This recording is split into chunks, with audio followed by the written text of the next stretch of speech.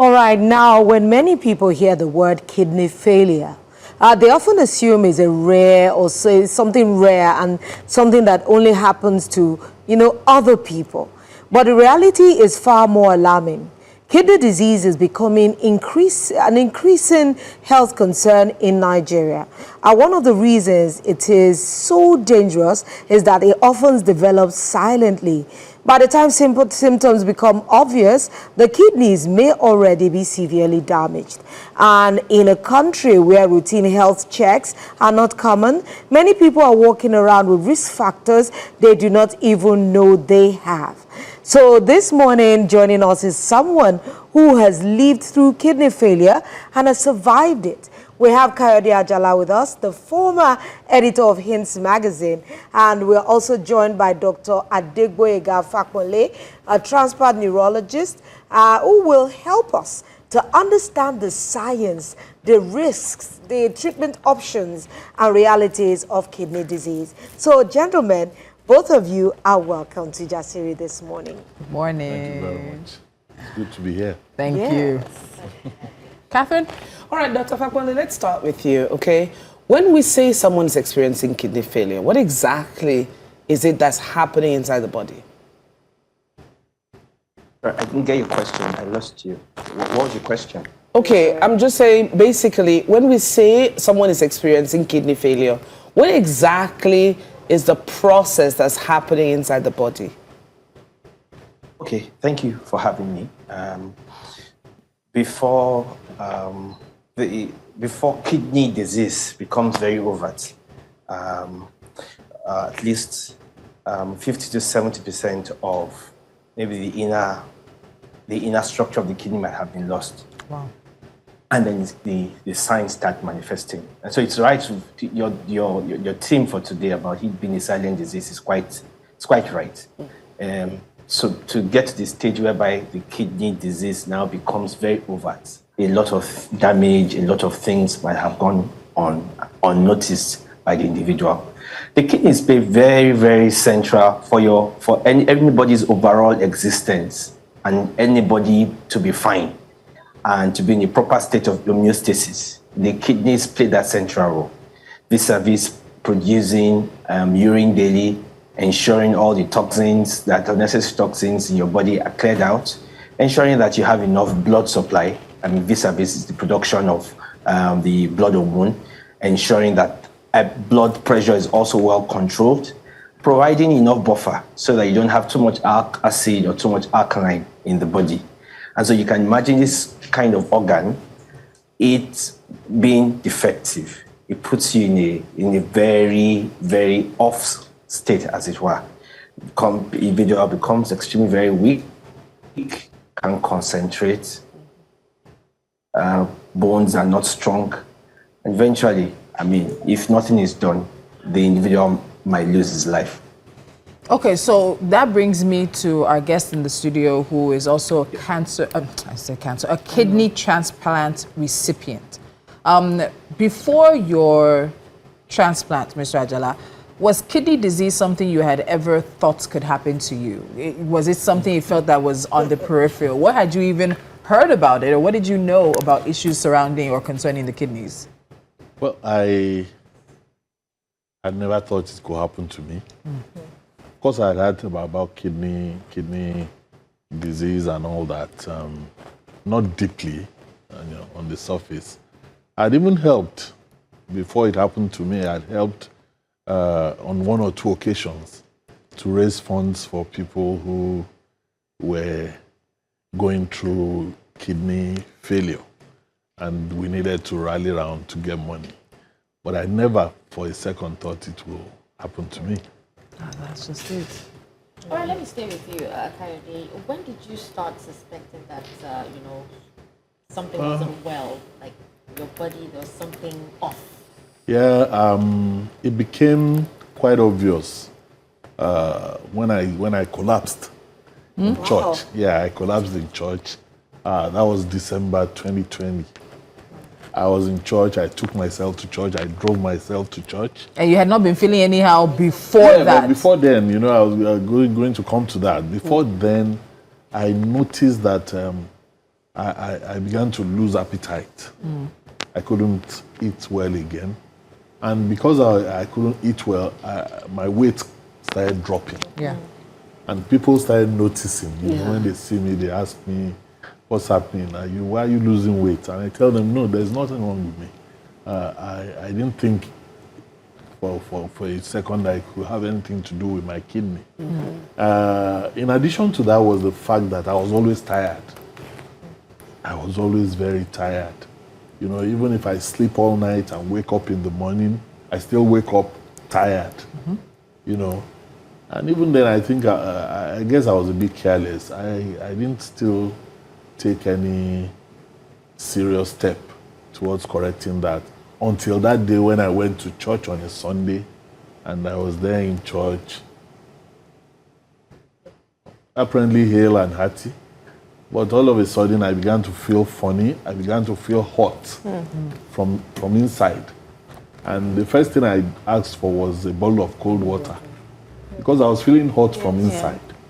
You know, so someone got me a bottle of cold water and I drank. The more I drank, the hotter it seemed I was getting, you know, so I became very uncomfortable until someone noticed and said, what's wrong with you? And I said, I'm not good.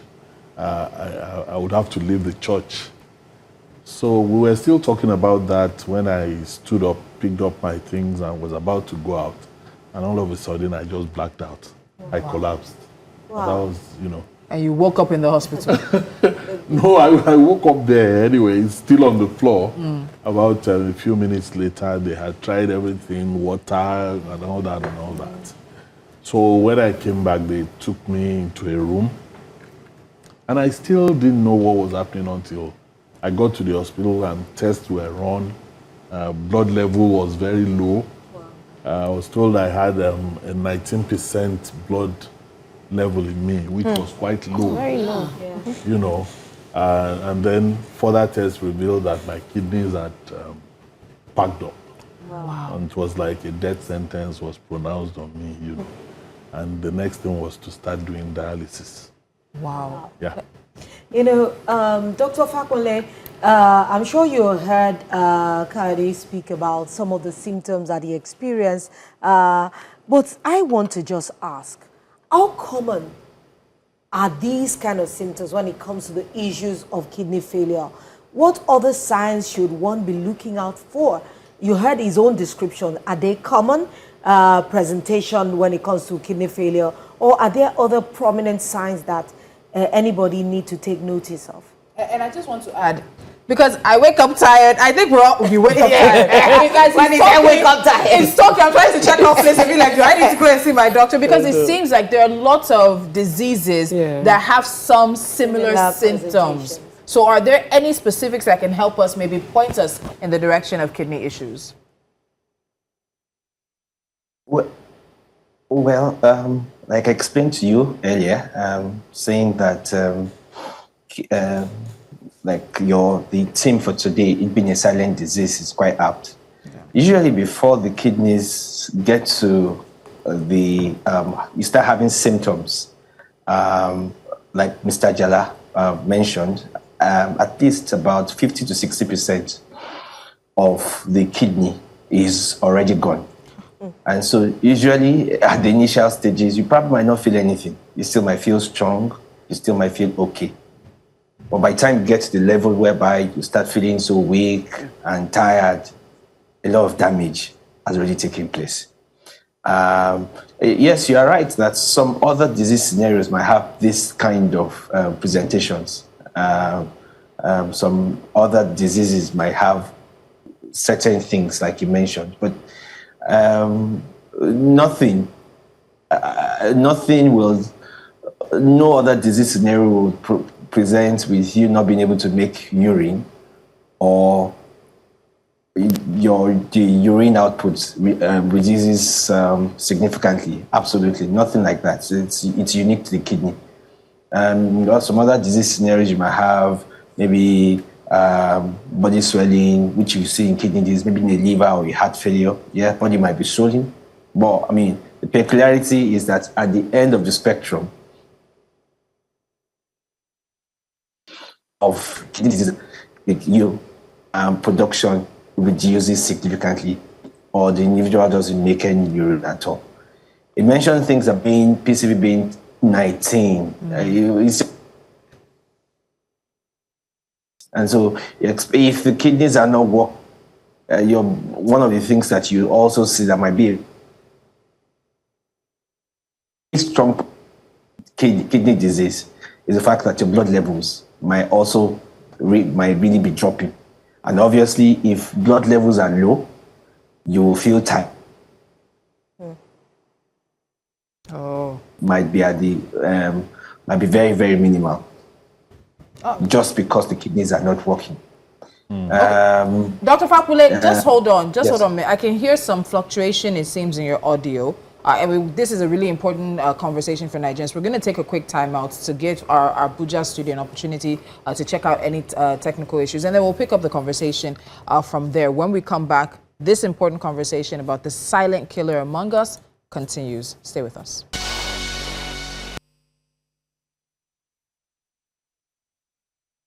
Thank you very much for staying with us on Jasiri today. So beyond the medical terms and hospital reports, kidney failure is a deeply personal experience.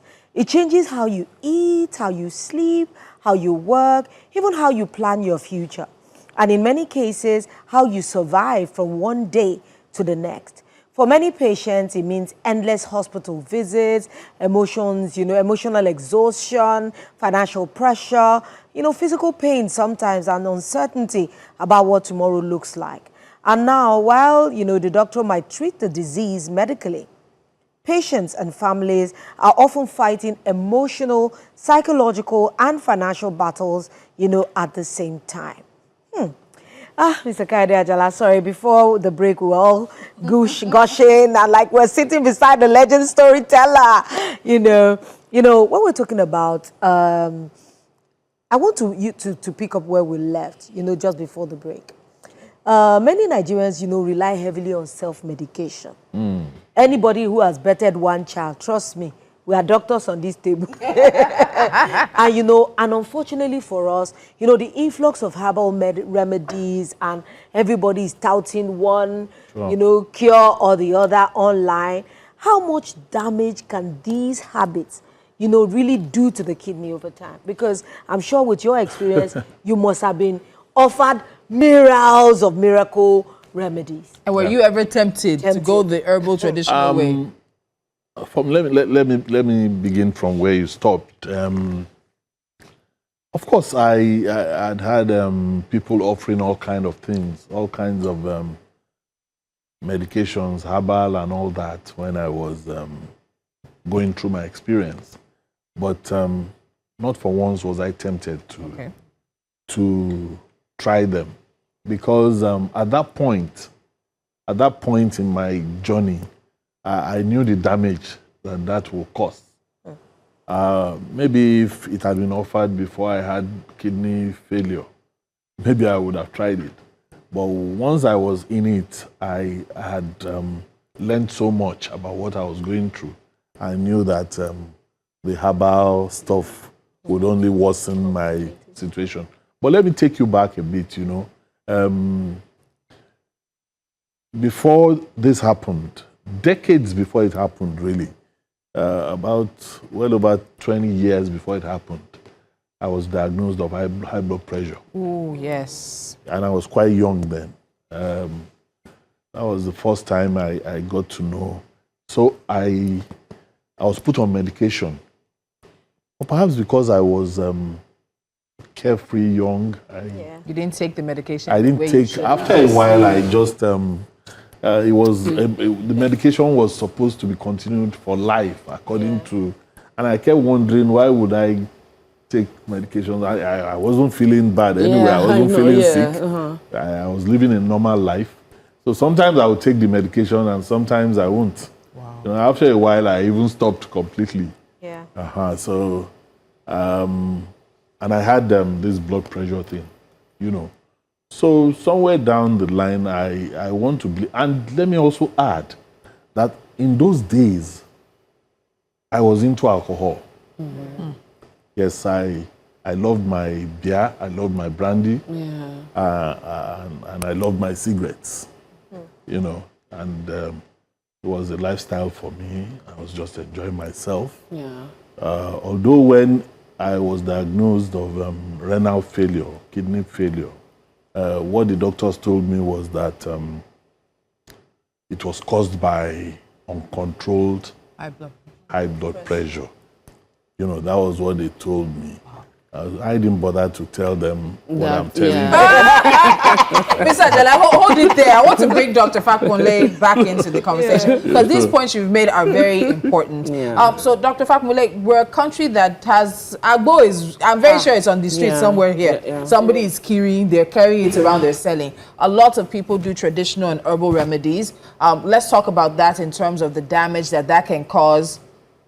Okay, apparently we are, unfortunately, our technical connection with the doctor has been lost. It would be nice to hear, you know, his take on that. Yes, and then also on medication, because there's also conversation around people taking either overdosing, like taking too much of certain types of medication. I believe it's like acetaminophen, ibuprofen. There's also concern about that and how it can also impact the kidneys as well. So once we get the doctor back, we'll want to take him up on that. But Mr. Ajala, let's come to your diagnosis now.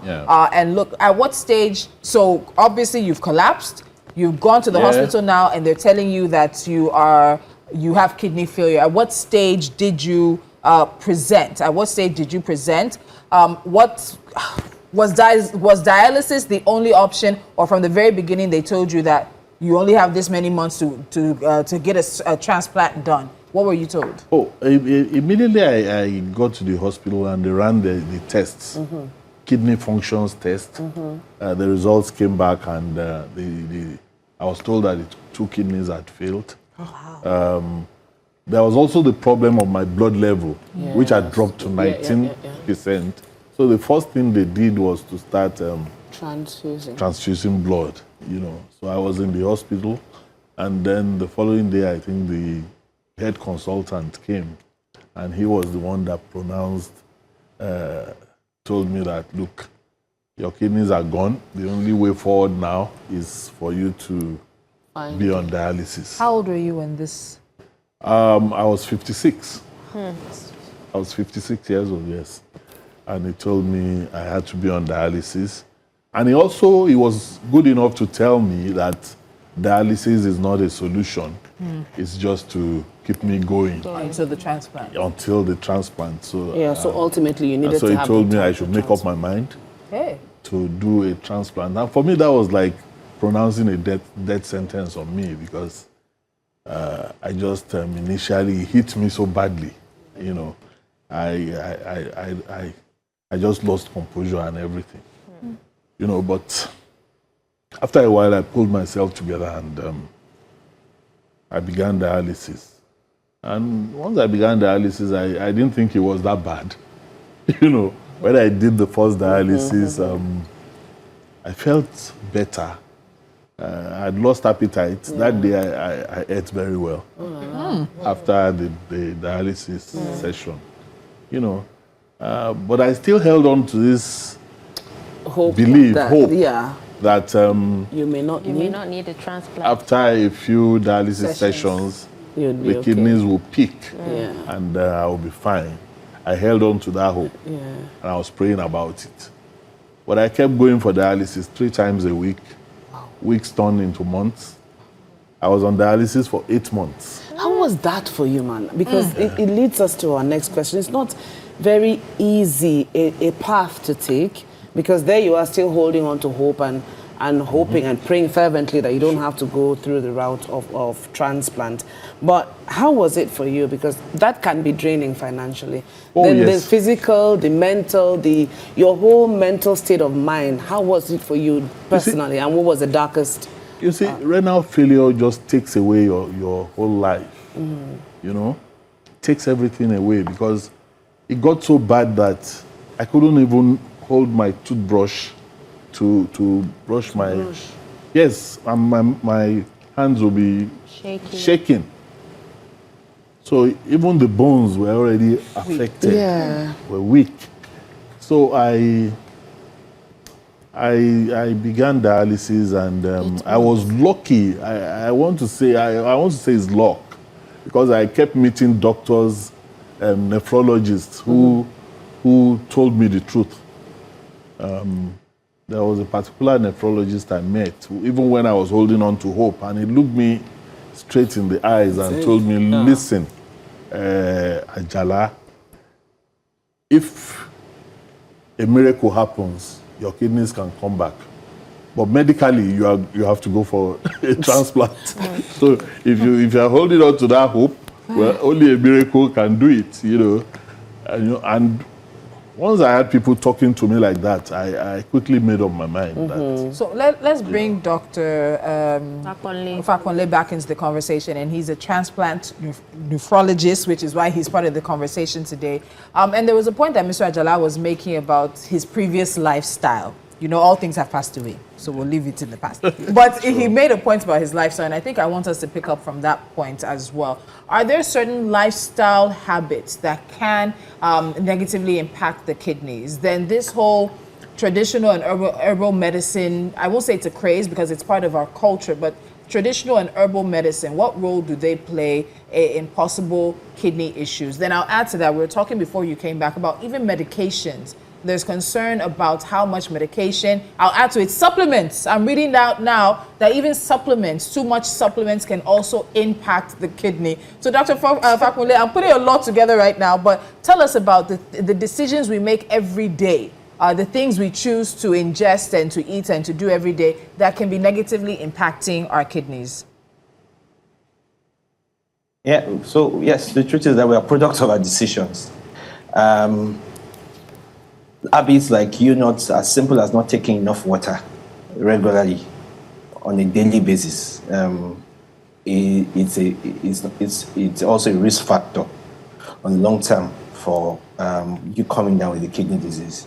Smoking, it's not just even for kidney disease, for all parts of the body itself, basically, is also a risk factor. Things like you taking, large amounts of alcohol too is also not a good risk factor. It's not a really good. It's also a risk factor as well, kidney disease. Consumption of herbal medications, very true.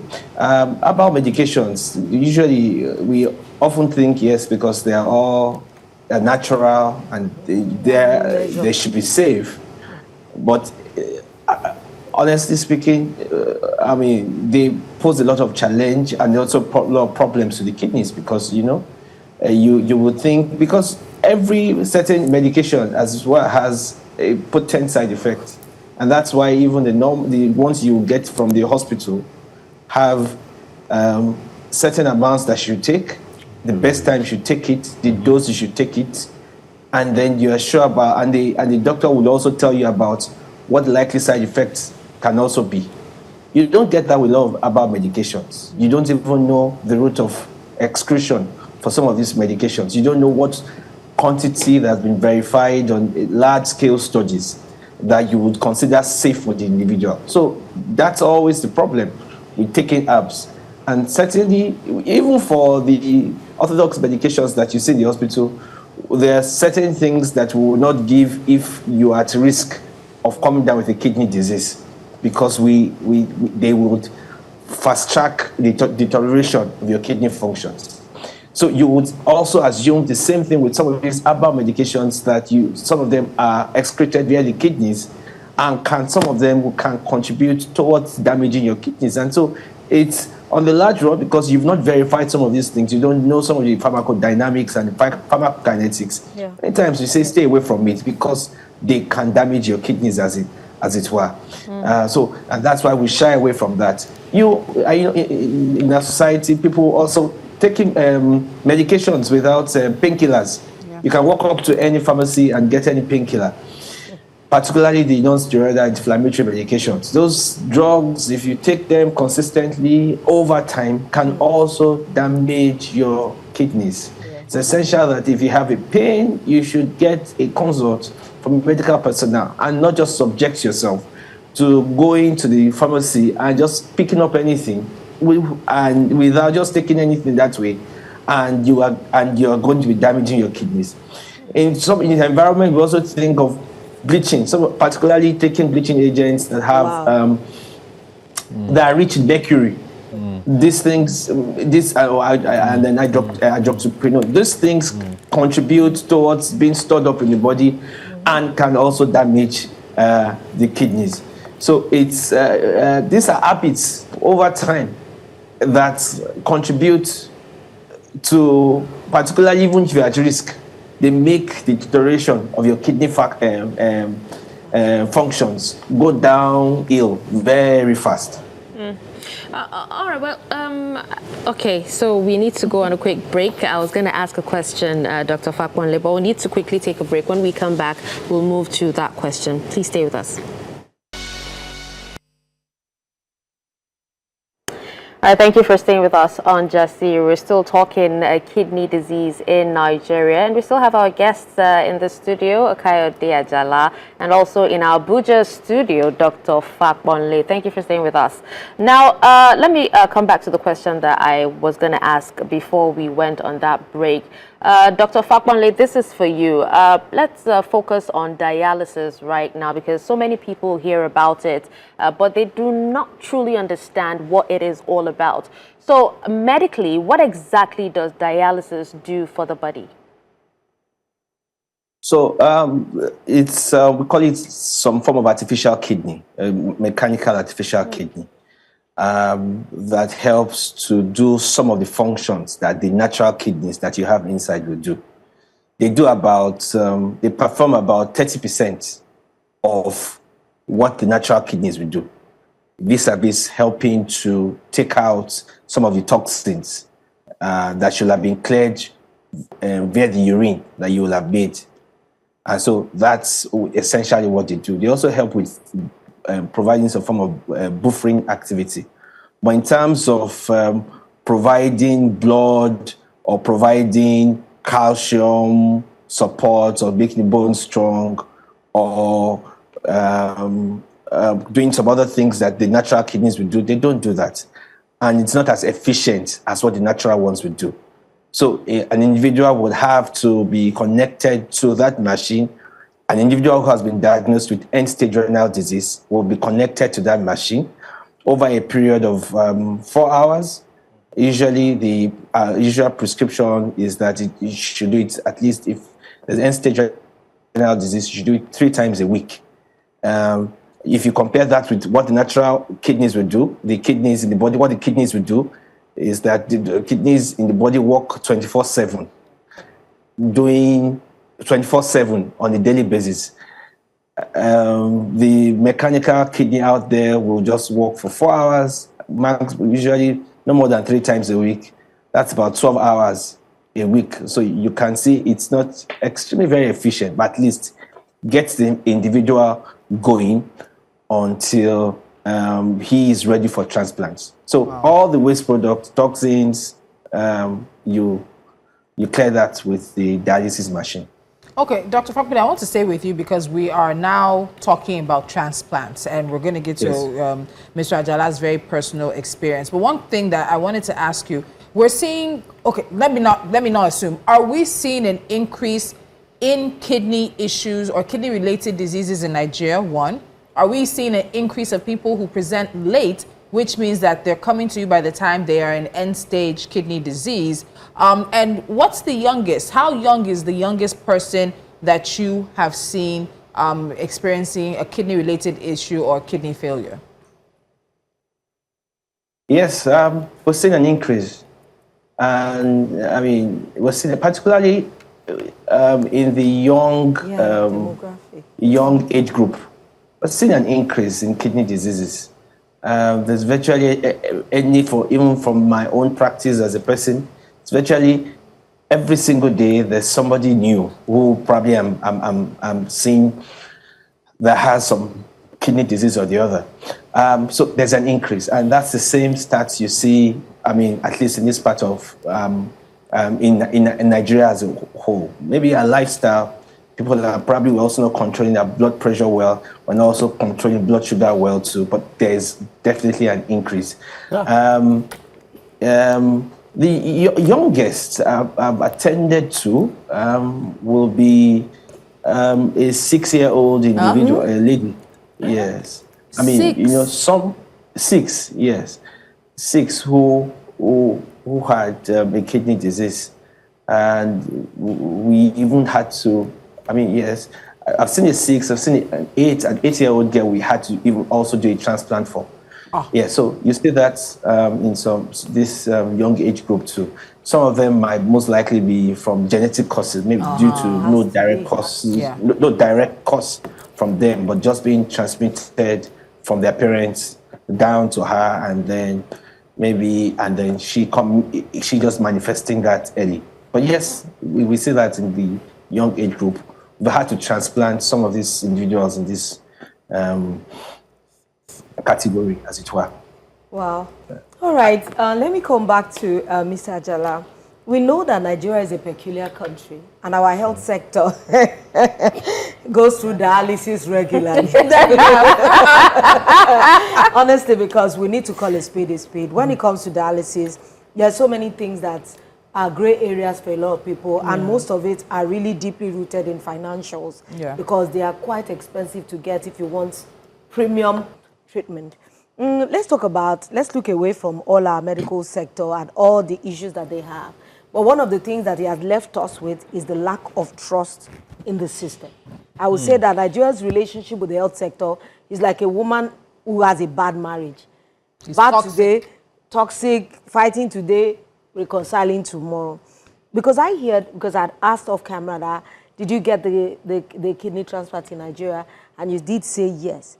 So I want to ask what a learned man like you, well-traveled, well-read, you know, you were quite years ahead of your peers at the time you were writing Hints magazine. Honestly, I read a lot of it.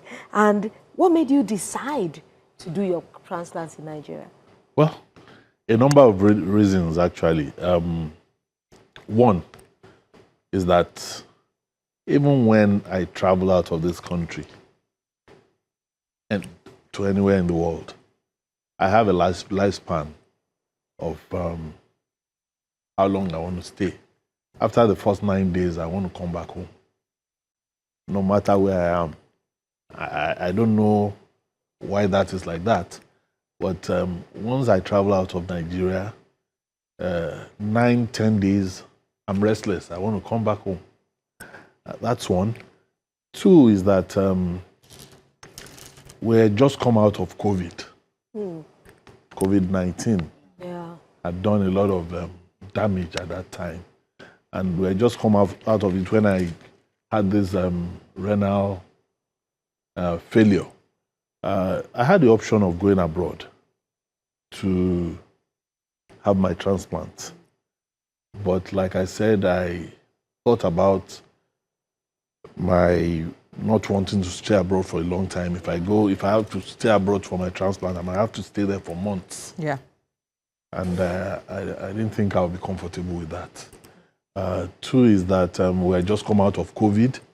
I was scared of going out there and picking COVID in addition to what I already have. But having said that, you made some comments about the medical sector in Nigeria. I don't think we should write it off totally, because from my own experience, I went to quite a number of hospitals in Nigeria, and I got good treatment. Like I told you earlier on, I did my dialysis here for 8 months, right here in Lagos, and the medical personnel, the doctors, the nurses, all of them were quite efficient. They were quite capable. I don't think we should throw away our medical sector. I had my transplant here in Nigeria at the Zenith Medical and Kidney Center, Abuja. And you just won't believe it. When I tell people the experience at that hospital, some of them think I'm making it up. They think I'm lying. But I tell them, go there. The hospital is there. In Abuja there, you will see for yourself, you know, that we have good hands. There are the bad ones. I'm not absolving.